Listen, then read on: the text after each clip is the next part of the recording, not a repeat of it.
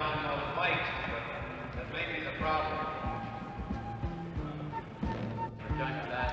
Dr. Wicked. The 1980 NHL Draft produced a number of great players. Denny Savard, Larry Murphy, Paul Coffey, and 69th overall selection Jari Kurri all were drafted in 1980, and all eventually made their way to the Hall of Fame.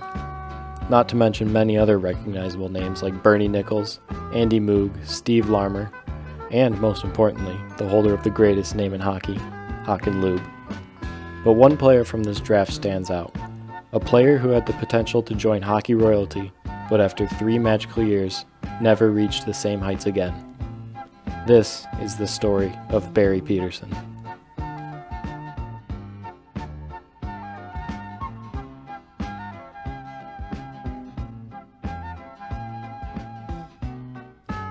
Born in Big River, Saskatchewan, Barry Pederson would have one of the most successful starts to a career in Bruins history. Following a 55-game, 147-point effort for the Victoria Cougars of the WHL, Pederson started his record-breaking rookie campaign. During the 1981-82 season, Pederson scored a total of 92 points, 44 of which were goals, a Bruins record that still stands today.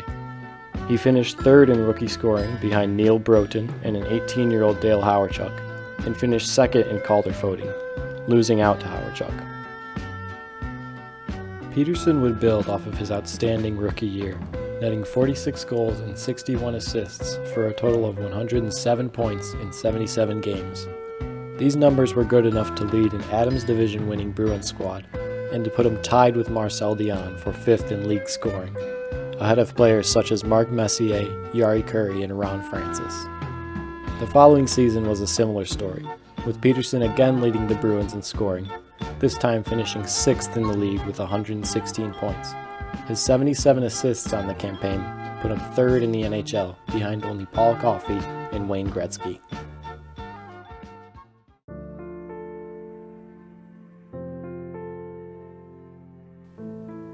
Pederson was well on his way to a Hall of Fame career. However, during the summer of 1984, his career took a dramatic turn. After 3 years of domination, never finishing lower than 20th in league scoring, Pederson was diagnosed with a benign tumor in his shoulder. This tumor required a surgery that would remove part of his shoulder muscle. That season, Pederson played in only 22 games, finishing with merely 12 points. He returned to the Bruins during the 1985-86 campaign, but scored only 76 points in 79 games, a huge drop from his prior totals. This would prove to be Pederson's last season as a Boston Bruin until 1991, as he was traded to the Vancouver Canucks in 1986 for a struggling young winger and a first-round pick in the 1987 draft. That young winger was future Hall of Famer Cam Neely, and the trade with Pederson would be the start of one of the most legendary trade trees in NHL history, one that is still relevant to the Bruins 33 years later. But that is a story for another day. We're still talking about Barry.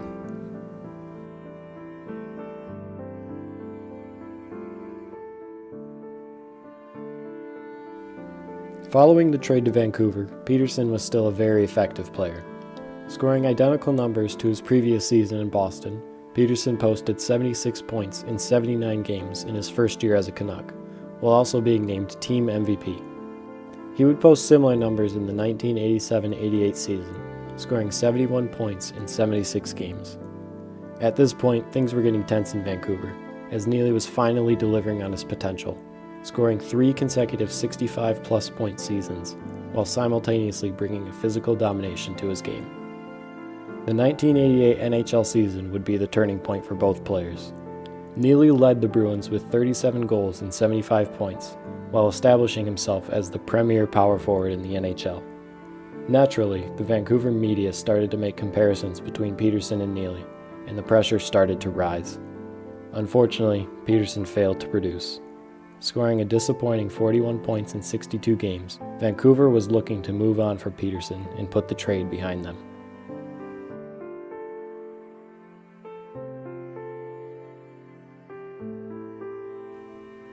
"16 games into the 1989 campaign, Pederson was traded to the Pittsburgh Penguins as part of a 6-player deal.